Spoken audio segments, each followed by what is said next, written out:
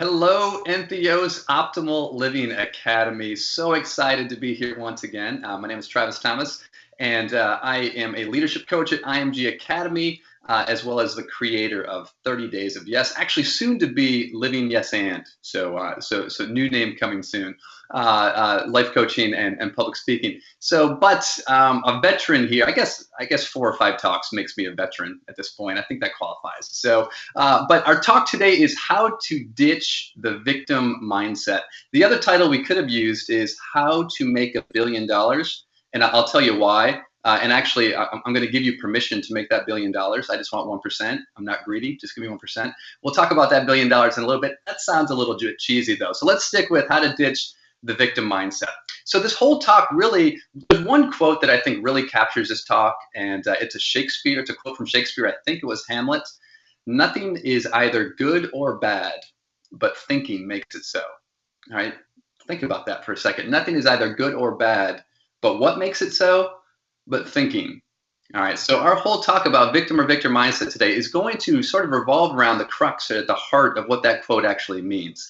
So what I want you to do right now, I want you to ask yourself, on a scale of 1 to 10, how happy are you? Just in your head, give yourself a digit.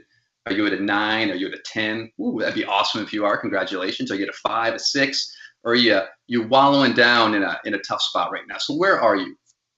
Just be honest with yourself. You don't need to tell anybody. All right. So I believe that there's this happiness scale or this peace scale, whatever you want to call it, that exists for all of us. And I think we all have sort of a default of where we rest for the most part. Now, granted, when something awesome happens, that spikes us up a little bit on the happiness scale. And when something bad happens, that knocks us down a few notches, depending on the severity of the event.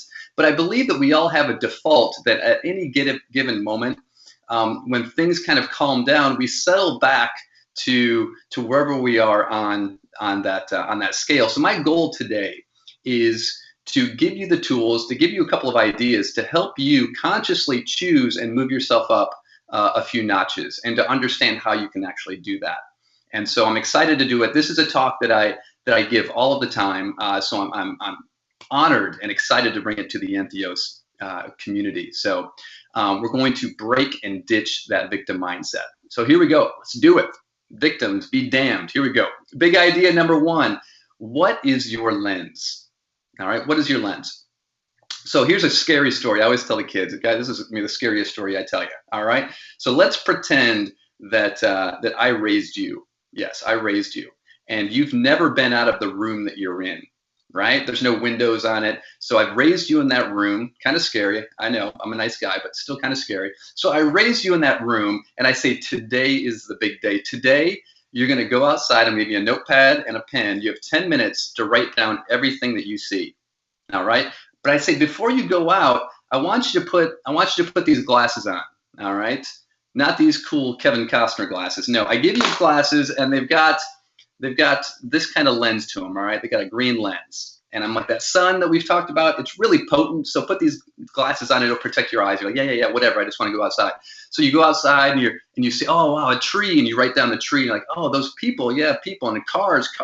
And you write down all these things. You come back in after 10 minutes. I'm like, all right, tell me, what did you see? And you're like, oh, wow. There was these people. I'm like, well, what color were they? You're like, well, they were green. And I was like, oh, there's the trees. What color were they? And you're like, oh, they were green. And there's cars. What color were they? Green. Everything that you saw was green, right? And so what I didn't tell you is that I went outside and I had a different pair of glasses on, right? And these are what my glasses look like. My glasses had a red lens to them. And you say, well, I mean, what do you mean the trees were green? They were red. And the people, great, no, they were red. And we're arguing. Everything's green, red, green, red, green, red. So who's right? Right? Who's right? Are you right? Am I right? Are we both right? Are we both wrong? Maybe yes to all of the above. The truth is, what we see, our perspective, our lens is what we experience. The lens through which we view the world is how we view the world. So my question to you today is, what does your lens look like? And so I usually do this in a diagram, but we'll kind of visually go there together. So the first thing I want you to envision is there is you. And then you've got this metaphorical lens through which you view the world. So let's just talk about that lens for a second. I call the lens your perspective. So the way that you look at everything is clearly your perspective. And so whether you think something is good or bad is usually your perspective. So let's just go a little bit deeper. What is our perspective usually based on? And people could say, well, it's how you up, your life experiences, your religion, things like that, which could be true. But I would say at the base of all of that is your beliefs. Your beliefs create your perspective. So what I believe in my heart tends to be the perspective through which I view the world. So if I think that the world is a nasty, nasty place and everyone's out to get me, right? And that's these glasses, right? That's the world is out to get me glasses, right? I don't quite, these are 3D glasses that apparently my kids stole from the movie theater, all right? So if you believe that the world is out to get you and that's these glasses, everything that you see is just going to back up your defense that the world is out to get you. You know, oh, look at that, look at that, look at that, right? If I put my Kevin Costner glasses on, which are the world is a great place and everyone is loving, I'm going to see examples all the time based on my perspective. And my perspective is based on my beliefs. Simple. Here we go. We've got you, we've got your perspective, all right? And your perspective is based on your beliefs. Simple pie, simple pie. I'll tell you why this is going to be $1 billion idea later. All right. And then we have life. All right. Your lens, and on the other end of that lens is life. And for the sake of this argument, all right, life is just what's happening. But before we get there, I realized that I got so excited that I'm jumping ahead of myself. All right. So big idea number one is, what is your lens? Big idea number two is the earth is not flat. And right, what do I mean by that? You know, for thousands of years, right, we believed that the earth was flat. Well, not you and I, it was kind of before our time, right? But we believed that the earth was flat, right? Don't sail out too far because you would fall off the face of the earth. And so that belief affected our behavior, right? Think of all the things of how people adjusted to that belief. Now we know at this point that that belief wasn't true, but it affected our behavior. So when we talk about our beliefs, when we talk about our perspective, don't mistake belief with truth, but just know that our beliefs tend to inform how we view the world, but it doesn't necessarily mean that it's true. And that's a huge, huge point to understand. And that's why our beliefs are just simply our perspective, and they really help define how we view the world. But we'll talk about those more. So big idea number three is life equals what's happening. Okay, what I mean by that, life is simply the facts of what is happening. So you've got your perspective through which you view the world, boom, and then you've got life. It's just happening. Whatever is happening right now, right? What is happening right now? I'm giving this talk, which I love doing, right? But the facts are I'm giving this talk. The reality is right now you are sitting in a room watching this talk. There is no value to what is happening right now until you choose to give it value. Nothing is either good or bad, but thinking makes it so. So the fact that you are watching this talk right now is neither good or bad until your perspective or your beliefs or your opinion give it judgment.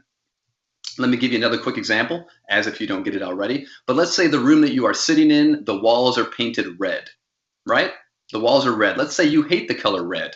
So if you hate the color red, you're going to look at the walls of the room and go, this is an ugly room. And then I walk in, and I don't know how I got there, but I walk in and I love the color red. And I'm like, oh my gosh, I love these walls. What a beautiful room.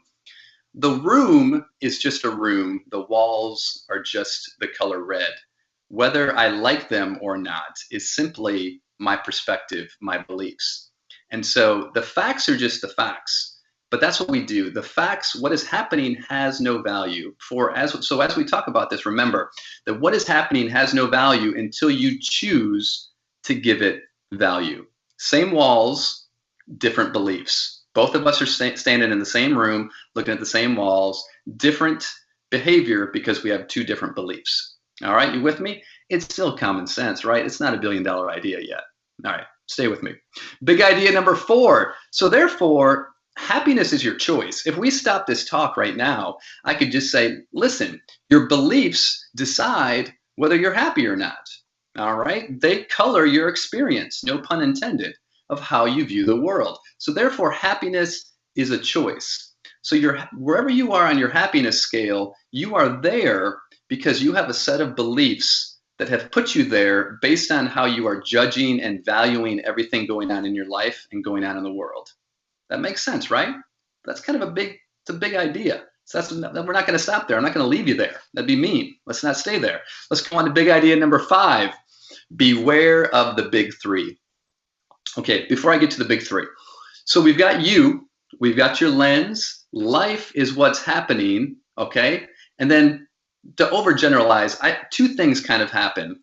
You kind of spike up or you spike down. It's kind of like a fork in the road. I want you to visualize it as a fork in the road. Life is what's happening. You bring your perspective to the party, and now you create a fork in the road. And that fork I'm going to call victim at the bottom, victor at the top. But let's talk about the victim real quick, because that's what we're trying to get out of. So if I were to ask you if you've ever felt like a victim, and the answer is yes, right? Absolutely. So what does it feel like when we feel like a victim? Well, obviously it's negative. We tend to feel heavy. We're probably pessimistic. Here's the big 3. When we catch ourselves complaining, blaming, or making excuses. There's the big victim 3 right there. Complaining, blaming, making excuses. All right. Basically saying that other people or something outside of us is responsible for my victimization right now, and therefore when we catch ourselves blaming someone, complaining about a situation, or just making excuses of why things are bad, we're in the victim mindset.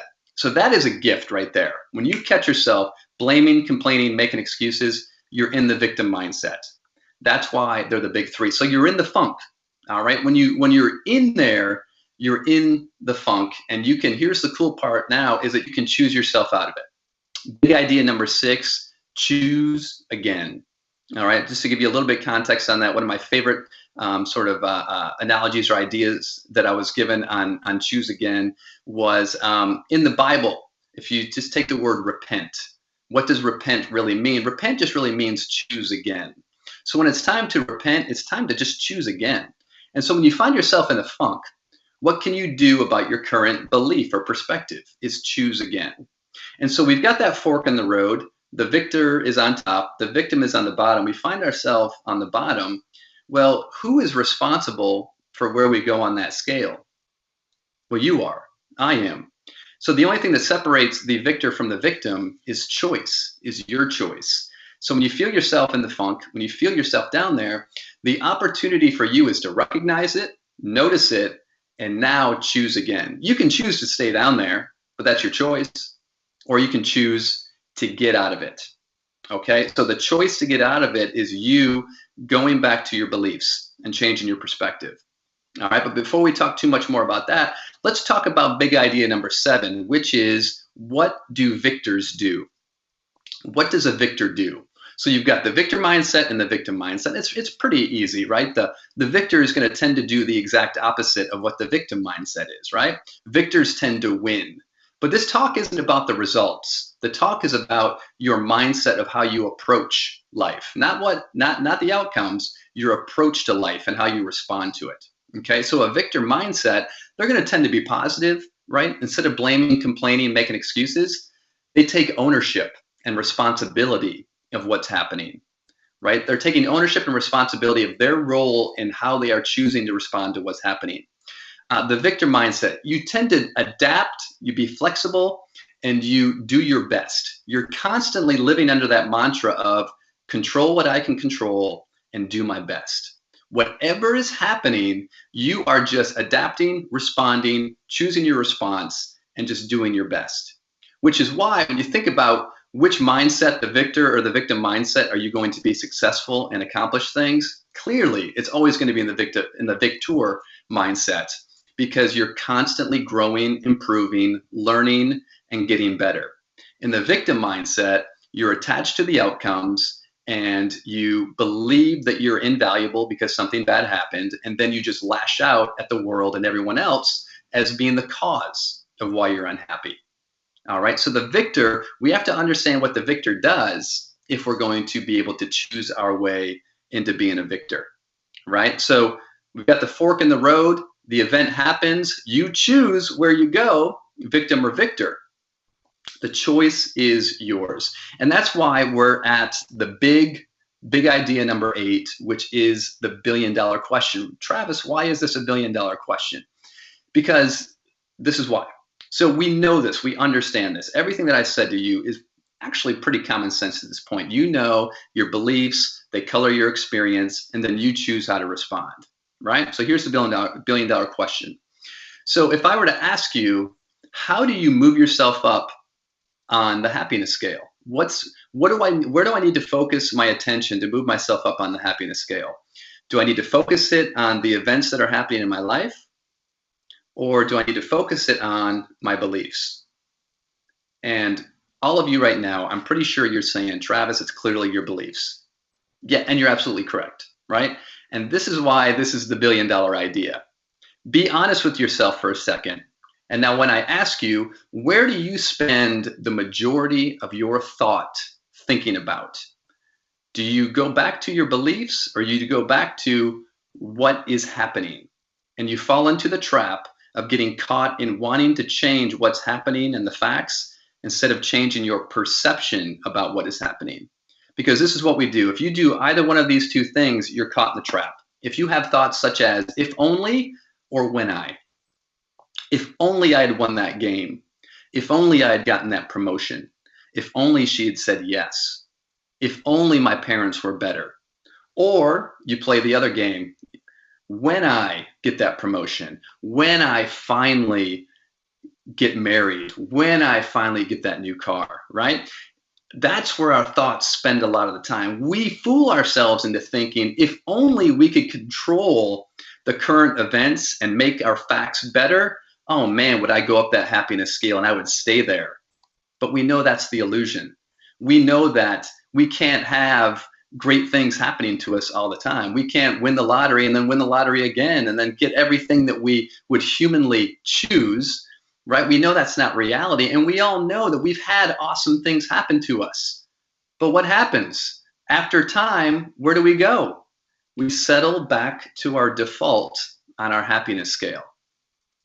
You know, we've all come across people who have more wealth and stuff that they will ever need in their life, yet they're not very happy people. And we all know people that don't have much to call their own from a material possession standpoint, yet they tend to be really, really happy. And I use this example of a good friend of mine who on two different occasions lost two of her children to drunk drivers. Now think about that for a second.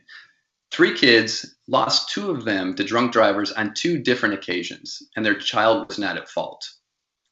If you were to meet this woman and not know anything about her story, she has the most life and joy than anyone you'll ever meet. It's clearly not based on what has happened to her in her life. It's based on how she believes and her perspective about life and the world that keeps her up there close to a 9 or a 10. But we spend all right, turn the TV on, and what do the commercials? Does a commercial ever say, hey, you don't need the new Cadillac, you just need to change your perspective you have about your current car? No, it doesn't happen. You need to get the new car, you need to get the new this, you need to get the new this, the new iPhone, and because that's where the happiness is going to be, right? We get so focused on, if I could just make my facts better, my happiness is going to be better. And we know that's the lie. So big idea number 9, nurture the roots to change the fruit, right? The analogy of the roots in the tree is still one of my favorite analogies. Because if you want to change and improve your happiness, you just can't go back to what's happening. You need to go back to your beliefs. You need to go back to the roots. The beliefs are the roots that create the fruit of your experience. The way that you view the world, what is happening on a day-to-day basis, and this might be hard to swallow, but it's true. What is happening on a day-to-day basis is kind of irrelevant. What happens is kind of irrelevant. Your beliefs about what is happening is all that is ever relevant. And that's where our happiness comes from. And the reason this is the billion-dollar idea is because all of us on an intellectual level understand that the path to true happiness is by focusing on our beliefs. But it takes just a snap before we get sucked right back into playing this game of wanting to mistakenly get more stuff or just change the events of what's happening, and that's what's going to make us happier. When all when all of the evidence, all of the proof is just focus on your beliefs. What story have you created about something that's causing your unhappiness or causing your anxiety or causing your stress? And it all goes back to that choice. So big idea number 10, good or bad, who knows? One of my favorite stories, I believe it's in I know it's in a few places, but I believe it's in Eckhart Tolle's A New Earth. It tells a story about a farmer and his son. And one day the son leaves the barn door open and all the horses run away. That's obviously a bad thing. And the neighbors come over to the farmer and they say, "We heard about the horses. That's so bad." And the farmer responds, "Good or bad, who knows?" The neighbors kind of give him a look like, all right, whatever. Well, about a week later, the horses come back and they actually attracted more wild horses. So now they have more horses than what they began with. And the neighbors come over and they tell the farmer, "We heard about the horses. That's so good." And the farmer responds, "Good or bad, who knows?" Weird. All right. A couple of weeks later, the son tries to go out and tame one of the wild horses. He gets bucked off on his shoulder, breaks his shoulder, can't work for a couple months. The neighbors, "Oh, we heard about your son. We feel so bad." And the farmer responds, "Good or bad, who knows?"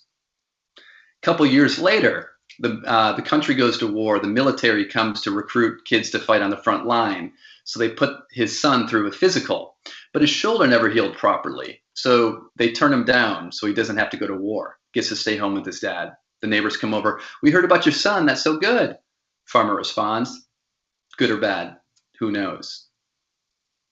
The answer, the key to us raising ourselves up a few notches on that happiness scale is realizing that life is good or bad, who knows? It is simply the choice that you have decided to label every experience as. Because I guarantee you right now, if you take a moment and you reflected back on your path of how you got to where you are today, you can tell me that some of the amazing things in your life would not have happened if some quote unquote bad things that you labeled them at the time weren't on that path. And we all know that some of the best experiences in our life and the reason we are where we are today is because we had to deal with bad experiences. We had to deal with adversity. So instead of labeling everything in front of our face, good, bad, good, bad, good, bad, good, bad, can we accept it for what it is? It's just happening. And how we choose to respond to it is always up to us. So if we notice ourselves having a negative reaction to it, we want to call it bad, that's a great opportunity for us just to notice, wow, I'm really wanting to label this as bad, but what can I learn from it? And now it's kind of good. Or when we're having an experience like this is kind of good, you can ask yourself, wow, why does this feel so good? And you can notice why it feels good and go, oh, okay, this is why it feels good. And then just enjoy that experience. But we get to choose our value to everything. You have everything you need right now. You have it right now. It's not out there. It's not out there. You have it right now. And the only way to improve it is just to work on your beliefs about everything that you're believing that doesn't make you feel good, to go back and challenge your beliefs. So the big question, of course, right, Travis, why is this the $1 billion idea? Is because we all know this. We all know this. Yet most of us still struggle to live it. We get caught into the trap. And so I invite you, the viewer, if you can come up with a way to help the world or to help mankind, take this model, this very simple model, and to present it to the world in a way where people get it and live it, there is your $1 billion idea. And you can have it. I just want 1%, right? I'm not a greedy guy. And that is how to ditch the victim mindset and make $1 billion at the same time. All right, you can throw that in there. So thank you so much. Thank you so much. Again, this is a topic I could talk about for a really long time, but if I'm paying attention to my time, I think we should probably end it right there. But please go into the Oasis, drop me a message, be in touch. I've heard from some of you in the Oasis, and I love it. I love hearing and talking to you guys. And what a great place to continue the discussion. So go join me in the Oasis and let's talk about how you are becoming the victor and not the victim. Have a great day, everyone.